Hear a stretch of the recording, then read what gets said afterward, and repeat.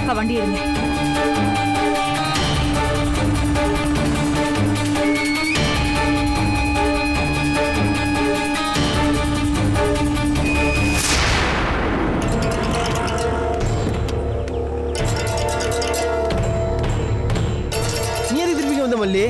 உங்களுக்காக தான். நீங்க தானே என்கிட்ட போன்ல சொன்னீங்க நான் அவ கிடைக்கிற வரைக்கும் எங்கேயும் போக மாட்டேன், இங்கதான் சுத்திக்கிட்டு இருப்பேன்னு. அதனால தான் வந்தேன். என்ன வையாரியா, எப்படி இருந்தாலும் வந்துதான் ஆகணும். என் கையில மாட்டுட்டவன என்ன சாவடிச்சிடணும், உடமாட்டவன. நாகராஜ், உங்க நிலைமை எனக்கு நல்லாவே புரியுது. நாம இப்ப வேதவள்ளியை தேடி கண்டுபிடிக்கணும். இங்க பாருங்க, அதுக்கு இங்க சுத்திக்கிட்டே இருக்கணுங்கிறதுல எந்த அர்த்தமும் இல்ல. முதல்ல நான் சொல்றத கொஞ்சம் புரிஞ்சுக்கோங்க. நீங்க பண்றத பார்த்தாலே எனக்கு பயமா இருக்கு நாகராஜ். நாகராஜ், வேதா இப்போ சேஃபா இல்ல. அவளுக்கு அங்க நெகட்டிவா என்ன வேணாலும் நடக்கலாம்.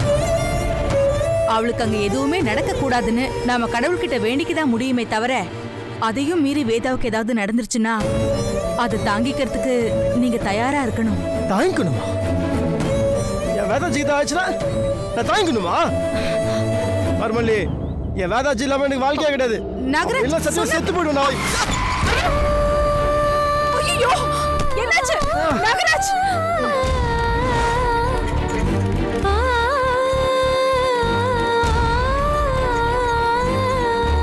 நாகராஜ், நாகராஜ், உங்களுக்கு ஒண்ணு ஆகாது. நீங்க தைரியமா இருங்க. நான் சொன்னேன்ல, வேதாஜி இல்லைன்னா நான் செத்துருவேன்னு. வேதாஜி இல்லைன்னா நான் செத்துருவேன் மல்லி. இல்ல, அவ்வளோ ஈஸியா நான் உங்களை சாக விட மாட்டேன். ஏன் உயிரை கொடுத்து நான் உங்களை காப்பாத்துறேன். தைரியமா இருங்க நாகராஜ், ப்ளீஸ் பயப்படாதீங்க. அப்படி நான் பொழைச்சிட்டேன்னா என் வேதாஜி நான் காப்பாற்ற விட மாட்டேன். வேதாஜி நான் காப்பாற்றுவேன், நான் காப்பாற்றுவேன்.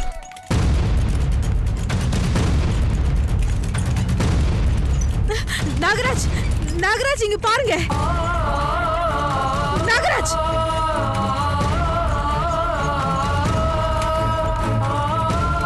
மேடம், நீங்க வெளியவே வெயிட் பண்ணுங்க.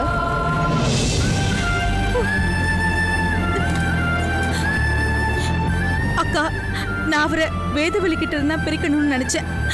ஆனா அவரு நம்ம எல்லாரையும் விட்டு பிரிஞ்சு போயிடுவாரோன்னு பயமா இருக்கு. நான் அவரை அடையணும்னு தான் ஆசைப்பட்டனே தவிர அவர் அழியணும்னு நான் நினைக்கல.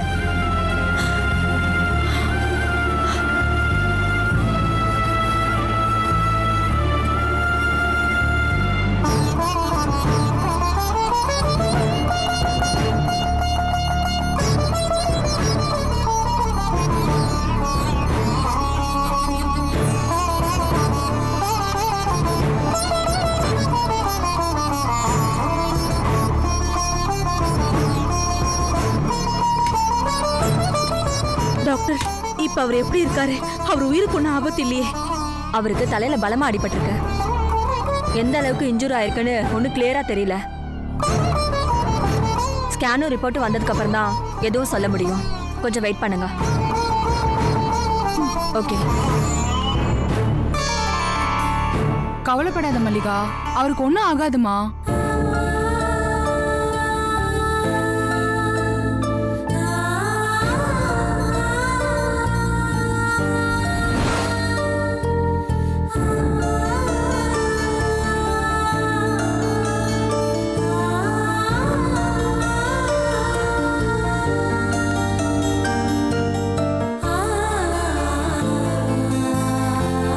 சசி அக்கா, நீங்க இனிமே இங்க இருக்க வேண்டாம். நீங்க வீட்டுக்கு கிளம்புங்க. நான் இல்லாம எப்படிமா மல்லிகா? இல்லக்கா, பரவாயில்ல, நான் பாத்துக்கிறேன். போங்கக்கா. இல்லம்மா, நான் என்ன சொல்ல வரேன்னா, பரவாயில்ல, நீங்க வீட்டுக்கு போங்க, நான் ஃபோன் பண்றேன்.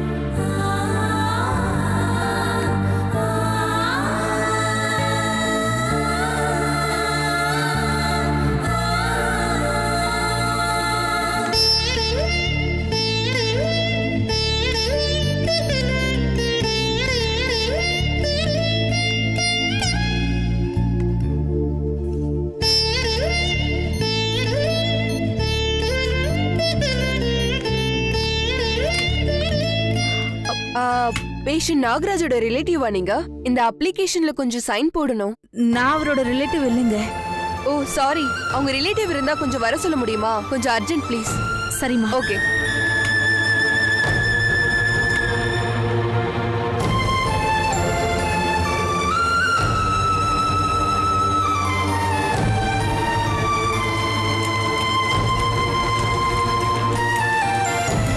Excuse me. சொல்லுங்க மேம். மேலே நாகராஜ்னு ஒருத்தர் இப்போ ஐசியூவில் அட்மிட் பண்ணியிருக்கோம். அவரோட ரிலேட்டிவ்ஸ் யாருமே இப்போ அவர் பக்கத்தில் இல்லை. நான் உங்களுக்கு ஒரு சில டீட்டெயில்ஸ் கொடுக்குறேன். நீங்கள் அவங்களுக்கு தகவல் சொல்லிடுறீங்களா? ஓகே மேம், இன்ஃபார்ம் பண்ணிடுறேன். அட்ரஸ் சொல்லுங்க. பேர் வந்து ராமநாதன். ராமநாதன்.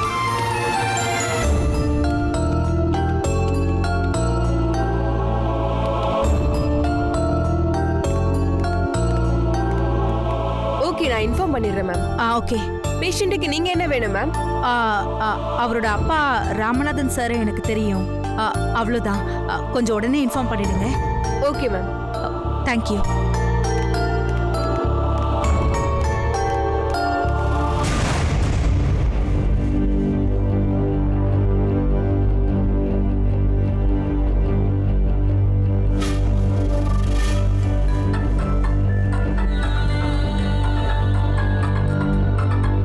கால் பண்றாரு. ஹலோ, சொல்லுங்கப்பா. அத்தா எங்கத்தா இருக்க? வீட்ல தான் இருக்கேன். இல்லத்தா, ஒரு முக்கியமான விஷயம் பேசணும். அதான் தனியா இருக்கியா இல்ல பக்கத்துல யாராவது இருக்காங்களான்னு கேட்டேன். அப்படியா? முக்கியமான விஷயமா? ஒரு நிமிஷம்.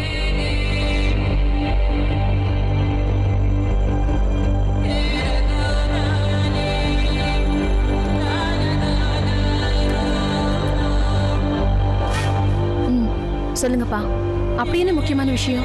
ஏத்தா, எனக்கு தெரிஞ்ச நண்பர் மூலமா ஒரு கேரள மந்திரவாதி பத்தி தெரிய வந்துச்சு. அவரு மகாசக்தி யாகம் நடத்துறதுல ரொம்ப ஸ்பெஷலிஸ்டா. என்னப்பா மந்திரவாதி அப்படி இப்படின்னு என்னென்னமா சொல்றீங்க? எனக்கு ஒண்ணுமே புரியலையே. இல்லத்தா, உனக்கு புரியுற மாதிரியே சொல்றேன், பொறுமையா கேளு. பெரிய பெரிய அரசியல்வாதிய பிசினஸ் மேன்கள்லாம் குறிப்பிட்ட இடத்த மக்களை தன்னோட கண்ட்ரோல்ல கொண்டு வரதுக்கு இந்த மகாசக்தி யாகத்தை பண்ணுவாங்களாம். அப்புறம் ரொம்ப நாளா சொத்து பக்கம் இருக்கும்ல, அவங்கெல்லாம் கூட இந்த யாகத்தை பண்ணுவாங்களாம். யாகத்தை நல்லபடியா நடத்தி முடிச்சிட்டா பவர் தன்னால அவங்க கைக்கு வந்து படிப்படியா அவங்க நினைச்செல்லாம் நடக்க ஆரம்பிச்சிருவாங்கத்தா. அப்படிப்பட்ட மகாசக்தி யாகத்தை பண்ற கான்டாக்ட் தான் இப்போ எனக்கு கிடைச்சிருக்கு. ஐயோப்பா, போதும்பா. ராக்கெட்டை வச்சு அவன் செவ்வாய் கிரகத்துக்கு போயிட்டு இருக்கான்.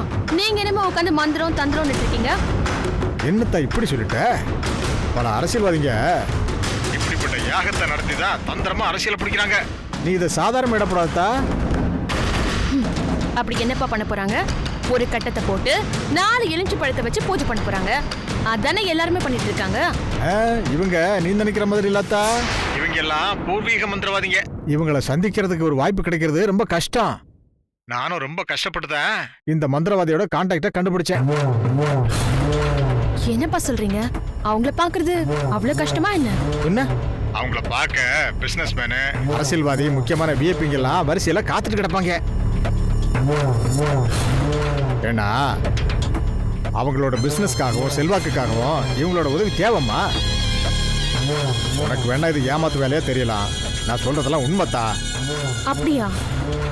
இதெல்லாம் உண்மையாப்பா? நம்பலாமா? அட ஆமாத்தா, நான் சும்மா சொல்றேன், கண்டிப்பா நம்பலாம். பாருத்தா, கஷ்டப்பட்டு யாகம் பண்ற மந்திரவாதியை கண்டுபிடிச்சிட்டேன். இத பாரு, அந்த வீட்டுல இந்த வேதாவத்தான் தூக்கி தலையில வச்சு ஆடுறாங்க. எப்படியும் இந்த யாகத்தை மட்டும் நீ பண்ணிடு, ஆட்டோமேட்டிக்கா எல்லாரும் உன்னோட கண்ட்ரோலுக்கு வந்துருவாங்க. அப்புறம் உன்னை தாங்குவாங்கத்தா. அந்த வீட்டுல நீ வைக்கிறதா சட்டம். இது பாரு, உனக்கு எதிராக இருக்கிறவங்க கூட இடம் தெரியாம போயிடுவாங்க. அப்புறம் அந்த வீட்டுக்கு நீ தான் ராணி. நீங்க சொல்றதெல்லாம் ஓகே. இதெல்லாம் நிஜமாவாப்பா? அட ஆமாத்தா. அப்புறம் என்னப்பா, யாகத்தை நடத்த வேண்டியதானே? பாரதா, நடத்திடலாம். ஆனா அதுல ஒரு சின்ன சிக்கல் இருக்குதா. என்ன சிக்கல்பா? யார் கைக்கு பவர் வரணும்னு நினைக்கிறாங்களோ அவங்க தான் இந்த யாகத்தை பண்ணணும். அப்படி பார்த்தா நீ தான் இந்த யாகத்தை பண்ணணும். அதுவும் இல்லாம எந்த இடத்தோட பவர் கைக்கு வரணும்னு நினைக்கிறாங்களோ அந்த இடத்துல தான் யாகம் பண்ணணும். பா இந்த வீட்ல எப்படிப்பா யாகம் பண்ண முடியும்? இவங்க எல்லாரும் எப்படி ஒத்துக்குவாங்க? அதுலயும் ஏன் புருஷன் இருக்கானே ஒத்துக்கவே மாட்டான். ஏத்தா அவங்க வீட்டில் தான் நடத்தணும்னு சொன்னே தவிர அவங்க பெர்மிஷனோட நடத்தணும்னு சொல்லலையே. இதை பாரு, ஒரு யாகம் நடத்தணும்னு சொல்லிட்டேன். அவங்க வீட்டில் யாரும் இல்லாத நேரத்தை பார்த்து சொல்லு, நான் அந்த மந்திரத்தை கூட்டு வந்துடுறேன். யாருக்கும் தெரியாம யாகத்தை முடிச்சிடுவோம். சரிப்பா. என்னத்தா உன் பேச்சுல நம்பிக்கை இல்லாத மாதிரி தெரியுது? அதுக்கு இல்ல, அவங்க இல்லாத நேரமா பார்த்து எப்படி பண்றது அதான் யோசிக்கிறேன். அப்படி பார்த்தா நாம நினைக்கிறது உடனே நடக்காதத்தா. நமக்குன்னு ஒரு நேரம் வரும். அந்த நேரத்தை பயன்படுத்தி நம்ம நினைச்சதை சாதிச்சுக்கணும். சரிப்பா. நீ தான் என் பொண்ணு. வைக்கட்டா?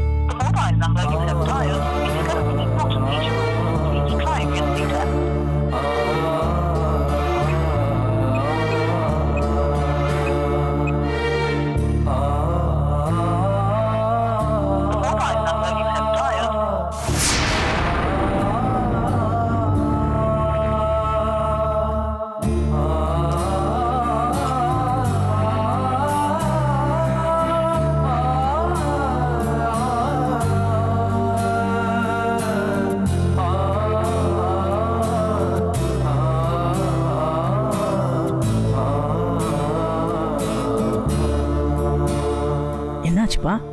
ஏன் ஒரு மாதிரி இருக்கீங்க? என்னன்னு தெரியலடா, உடம்பு ரொம்ப சோர்வா இருக்கு. ஐயோ பா, ஹாஸ்பிட்டல் வேணா போலாம்ப்பா.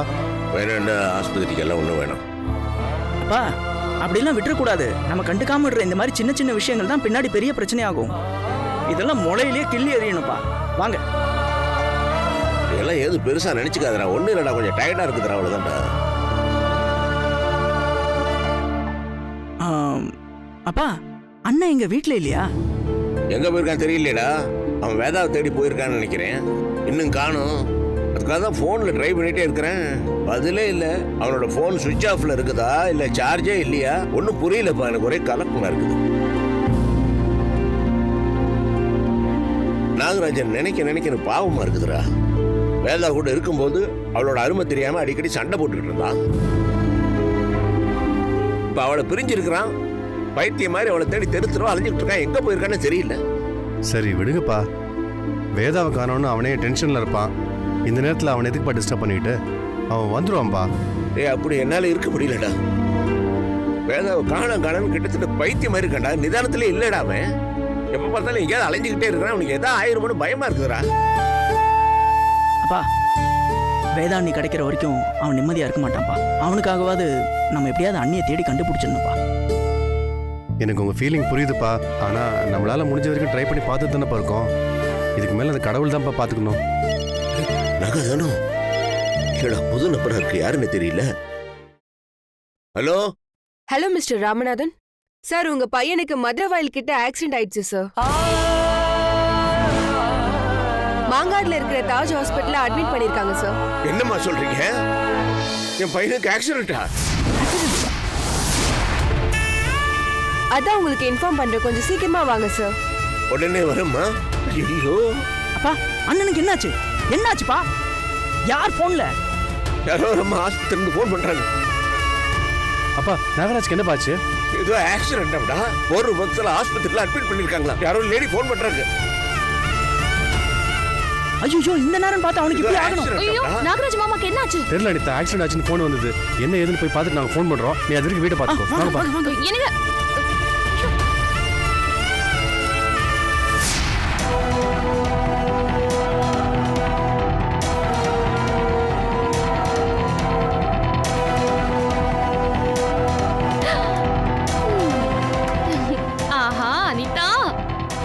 அப்பா சொன்ன இந்த சந்தர்ப்பத்துக்காக தானே காத்துட்டு இருந்த. இப்போ என்ன தவிர இந்த வீட்ல யாருமே இல்ல. கடவுளா பார்த்துதான் எனக்கு இந்த ஆப்பர்ச்சுனிட்டியை கொடுத்துருக்காரு. மிஸ் பண்ணிடாத அனிதா.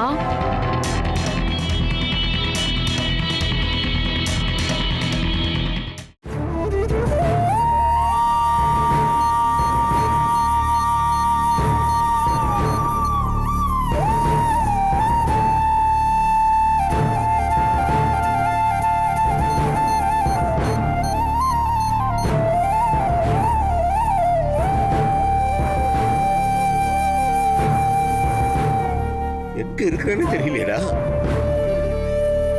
ஒரு நிமிஷம். என் பேர் ராமநாதம்மா. போன் வந்துச்சுமா எனக்கு. என் பையனுக்கு ஏதோ ஆக்சிடென்ட், இந்த ஆஸ்பத்திரியில அட்மிட் பண்ணிருக்காங்கன்னு எல்லா இடத்துலயும் தேடி பார்த்தேன். எங்க இருக்கான்னு தெரியலம்மா. பேஷண்டோட நேம் சார்? நாகராஜம்மா. ஓ, அந்த ஆக்சிடென்ட் கேஸா? ஆமாம்மா. ஐசியூ வார்டுல இருக்கார் சார். அந்த பக்கம்.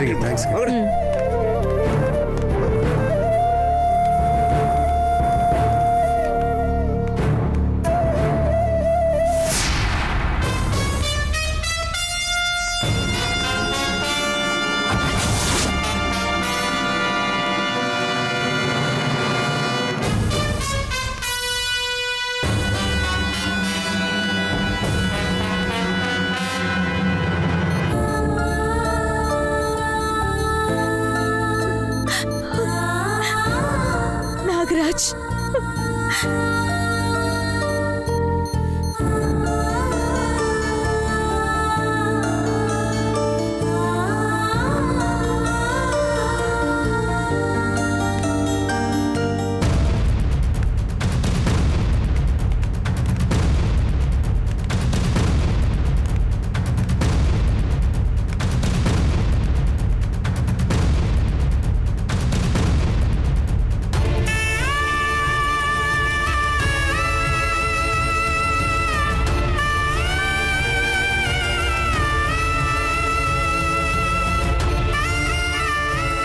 இவனுக்கு மட்டும் இப்படி எல்லாம் நடக்குது. அப்பா பயப்படாதீங்கப்பா, ஒன்றும் ஆகாதுப்பா. அப்பா நீங்க கவலைப்படாதீங்க, அவன் சீக்கிரம் குணமாயி வந்துருவான். நீங்க எதுவும் டென்ஷன் ஆகாதீங்கப்பா.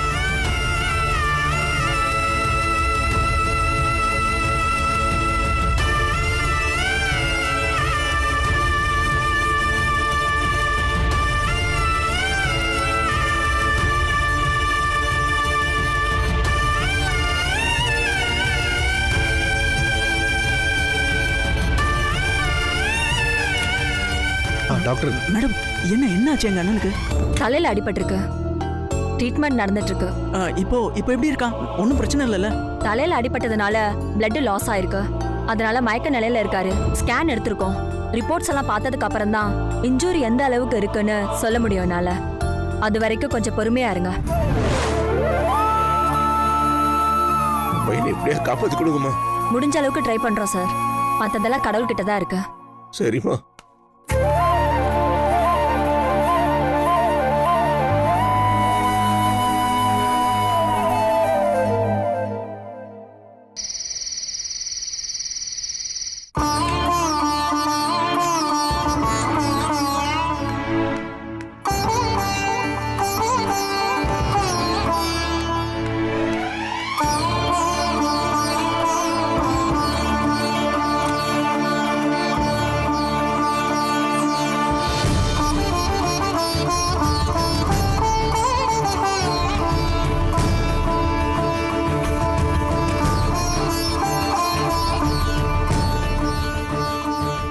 அப்பா, என்னடா நீங்கள் ரொம்ப டயர்டாக இருக்கீங்க. வந்ததுலேருந்து நீங்கள் சரியாக எதுவும் சாப்பிடல. இப்படியே இருந்தால் உடம்பு என்னத்துக்கு ஆகிறது? அப்பா, அதான் நானும் நடராஜ் இருக்கோம்லப்பா. நீங்கள் வீட்டுக்கு போய் சாப்பிட்டு தூங்குங்கப்பா, நாங்கள் பார்த்துக்குறோம்ப்பா. எப்படி அது? நாகராஜன் இப்படி விட்டுட்டு எப்படி நான் போகிறது? நான் வீட்டுக்கு போனால் சாப்பாடு இறங்குமா, தூக்கம் தான் வருமா? நான் வீட்டுக்கெல்லாம் போக மாட்டேன், பேசாம இருறேன். அப்பா என்னப்பா, அண்ணன் சொல்கிறது தான் கரெக்டு. நாங்கள் 2 பேர் தான் இருக்கோம்ல, அப்புறம் என்னப்பா? ஆமாப்பா, நாங்கள் அண்ணன் கூட இருந்து அவனை பார்த்துக்குறோம்ப்பா. நீங்கள் கிளம்புங்க. நீங்கள் வேற சாயங்காலம் உடம்பு சரியில்லைன்னு சொல்லிட்டு இருந்தீங்க. இதில் வேற நீங்கள் நைட்டு கண்ணை முழிச்சிங்கன்னா ஹெல்த் என்னத்துக்கு ஆகும்? கிளம்புங்கப்பா, தயவு செஞ்சு கிளம்புங்க. நான் போக மாட்டேன், பேசாம இருறேன். நீங்க தொந்தரவு பண்ணாதீங்க. அப்பா அடம் பிடிக்காதீங்கப்பா, தயவு செஞ்சு போங்கப்பா ப்ளீஸ். நீ பேசாம இருறா. அப்பா நீங்கள் நைட்டு கண்ணு முழிச்சிங்கன்னா உங்கள் உடம்புக்கு ஏதாவது வந்துடும். அப்புறம் சொல்றது கேளுங்க, எழுந்துங்க, வாங்க. வாங்கப்பா, வீட்டுக்கு போங்க, சொன்னா கேளுங்க. நான் உங்களை ஒரு ஆட்டோ பிடிச்சி அனுப்பி வைக்கிறேன். வாங்க போடா, பார்த்து கூட்டு போ.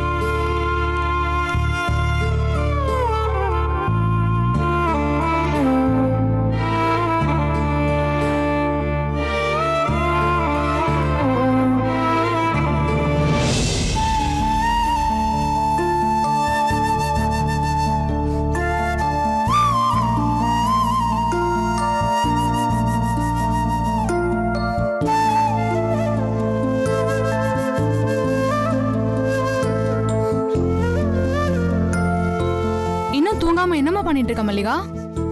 தூக்கம் வரலக்கா. நாகராஜுக்கு ஒன்னும் ஆகாதுமா. நீ ஏன் அவரையே நினைச்சு ஃபீல் பண்ணிட்டு இருக்க? மனசை போட்டு குழப்பிக்காதமா, போய் படுத்து தூங்குமா. அக்கா, கண்ணு மூடி படுத்துட்டா தூங்குறதா அர்த்தம் இல்ல.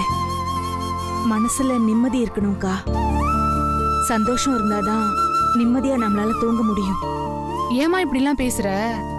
இல்ல சசி அக்கா, இவ்ளோ நாள் நானும் நாகராஜ வேதவள்ளி கிட்ட இருந்து பிரிச்சா போதும், அவர் அவளை மறந்துடுவாரு, நான் அவரோட நிம்மதியா வாழலாம்னு நினைச்சிட்டு இருந்தேன். நான் எந்த அளவுக்கு நாகராஜ நேசிக்கிறேனோ அதை விட அதிகமாவே நாகராஜ் வேதவள்ளியை நேசிக்கிறாரு. நான் நாகராஜ அடையணும்னு நினைக்கிற இந்த போராட்டத்துல தோத்துருவணும்னு எனக்கு பயமா இருக்குக்கா. நான் நாகராஜ வேதவள்ளி கிட்ட இருந்து பிரிக்கணும்னு ட்ரை பண்ணிட்டு இருக்கேன். ஆனா அவரு வேதாவுக்காக உயிரையே கொடுக்கறதுக்கு ரெடியா இருக்காரு.